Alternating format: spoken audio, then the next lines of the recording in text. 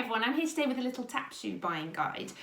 It's one of the questions I get asked a lot. What sort of tap shoes should you be buying? I think if you haven't worn them yourself, it can be quite hard to know what sort of thing to go for. So here are just a few little pointers for you. It is a good idea to go to a shop and get fitted for shoes if you can, but I appreciate it can be a little bit more pricey. And particularly at the moment, it is hard to get out to shops, and if you need a new pair of tap shoes, you're going to have to order online.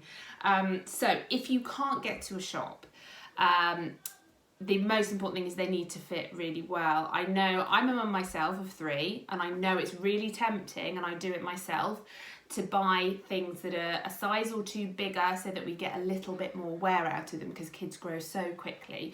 If you go too far with that, with tap shoes, it can be quite damaging. So I'll give you an example. So these are my daughter's old tap shoes. So these actually don't fit her anymore, they're too small. But we spend a lot of time on the balls of our feet in tap. So your foot is like that a lot of the time, and you're balancing on this the ball tap at the front of the shoe. So if the shoes are too big for you and your toes only come to there, you really haven't got much surface area to balance on. And when you move your foot, it's this bit that's going to be hitting the floor, not the metal, so it's not going to make the best sound. It just puts them at a bit of a disadvantage, really, if the shoes don't fit them. And I often see kids coming to class with even ski socks on, and the shoes are pulled so tight like that, and you can just see they're baggy, and the toes are only coming up to there. It just puts them at a disadvantage, really. It is best to get shoes that fit properly. If you want to go half a size bigger, always get an insole. They're so cheap from places like Clark's. I'm sure you can get them on Amazon. And that will bring it down by half a size. And then as their feet grow, you can take the insole out. So that's the fit. Then the actual shoe themselves. So for a beginner, these sorts of shoes are good. I mean, these have got a buckle and a bow, but most of them come with like 2 laces that you tie.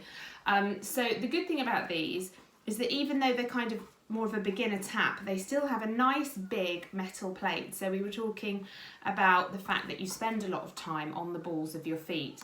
So the child has a nice big surface area to balance on. And also, if you look at it this way, it's flat. Whereas I do see some beginner taps where the tap plate is really small. It's also kind of almost curved, and so it's not a very even surface for them to balance on, and it makes it a lot more difficult for them. They need heel taps on right from the beginning. So right from, if your child is starting pre-primary tap, they have to have heel taps on, and toe taps. And then these ones are like kind of a non-leather. I think they call it PU. It's listed on websites as PU, which is fine, it's absolutely fine. Leather's better, but leather's quite a lot more expensive. These are about £25-ish. You might be able to get them cheaper if you shop around. And they're fine. They are harder for the kids to kind of break in than leather because it's just stiffer. Leather's the softest thing you're going to find. But these are definitely better than canvas. I would never advise anyone to buy canvas tap shoes. Kids' feet aren't necessarily very strong when they're first starting tap. And so to get that kind of on the ball of the foot thing is going to be quite difficult if it's a stiff material. They're just not going to be able to get on the balls of their feet because it's going to be too stiff. The other thing about that is heel height. So obviously kids aren't used to walking in really high heels.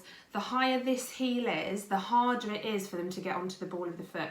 So I've seen some listed as Cuban heels and some Oxford taps. They're going to be too high. It's going to be too hard for them to get onto the ball of the foot. Ones listed as low heel are the ones that you want to go for. So that's those ones. They would be fine for a beginner up to, grade 2. Normally grade 2, kids like these ones with the laces, but equally, there's no sort of rule that you have to have these till grade 2, then you have to have the closed ones. But I think the kids tend to start to want to have the more grown-up ones.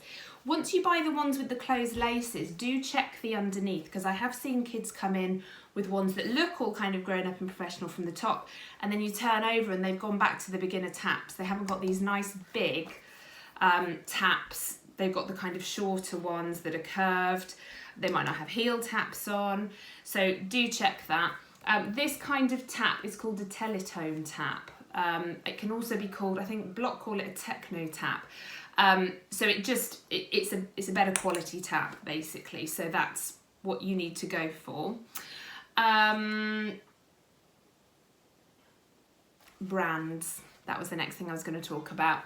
I always go for Block, B-L-O-C-H, Block.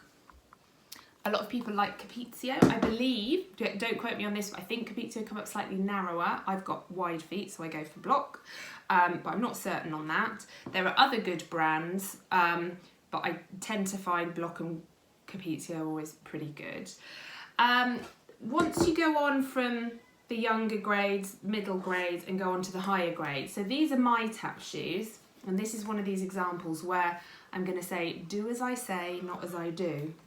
These are split sole, and I really like them, and just because I've worn them for years. But for young kids that are doing exams, they aren't the best. I mean, it's almost basically like a broken shoe, really. You've got no arch support there. So I'm setting a really bad example by wearing these, but I'm a grown-up, my feet have completely finished growing, I don't have any problems with my arches, so they're fine. I'm pretty sure the ISTD examiners aren't keen on them at all, but kind of tolerate them at kind of an intermediate advanced level. They don't want to see grade 3s, grade 4s going in with split soles. So don't buy split sole. If you've got some now, just wait until you grow out of them, and then next time buy. You can get almost exactly the same shoe as this, and it's not split sole. All of that bit is kind of a proper sole, so that would be much better. I think that's all I have to say. I think that kind of covers everything. So I hope this has been useful. I'll try and put a couple of links below this video on YouTube so that you can have a look through various websites of the kind of thing that I do recommend. And thanks for watching.